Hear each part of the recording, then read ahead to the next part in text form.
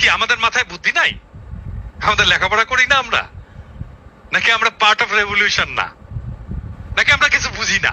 নাকি আমরা মূর্খ সদা?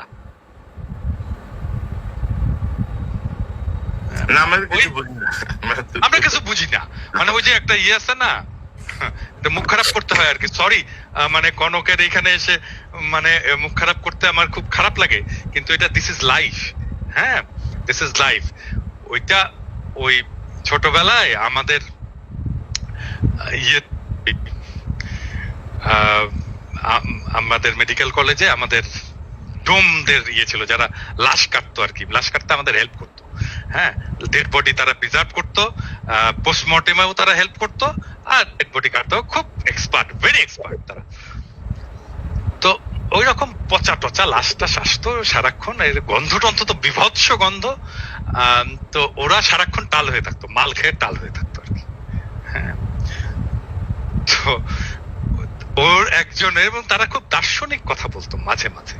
হ্যাঁ, এত দার্শনিক কথা বলতো না, এগুলো যারা শোনেনি তারা ওই লাইফের ওই ফিলোসফি গুলো জানে না আর কি। তো বড় লোক এবং গরিব, এদের মধ্যে যে তফাৎ, এইটা সে কিভাবে এক্সপ্রেস করতো সেই ডোম আমাদেরকে। হ্যাঁ, তো সরি ফর মাই ল্যাঙ্গুয়েজ, এখানে মিউট করা যাবে না, বাট আমি তারপরেও এটাকে বলতে বাধ্য হচ্ছি, কারণ this is philosophy, this is life. সে বলতো যে ভাই, আমরা শাক খাই, পেতনি লাগাই, আর ভূত হয়, আর উনারা সোনা খায়, পরি লাগায়, আর মাল হয়। তো এই যে সরকার, এই যে প্রফেসর ইউনূসের সরকার, এইখানে দরকার সোনা খাওয়া লোক, যারা পরি লাগিয়েছে এবং যারা মাল পয়দা করেছে, তাদেরকে দরকার প্রফেসর ইউনূসের সরকারের। আর আমরা, আমাদের বাপেরা শাক খেয়েছে, পেতনি লাগিয়েছে, আমরা ভূত হয়েছি। আমাদের কি? আমাদের এটা রাষ্ট্র?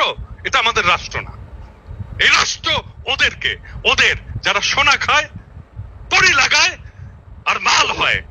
আমাদের মতো পেতনি পেতনি চোদার রাষ্ট্র এটা না। তো এটা গরিবের রাষ্ট্র তো না, এটা খুবই দরিদ্রের রাষ্ট্র না, এটা গণমানুষের রাষ্ট্র না, এটা এলিটের রাষ্ট্র। এই এলিটের রাষ্ট্র ভেঙে দেব, এবং এটাই আমার লক্ষ্য।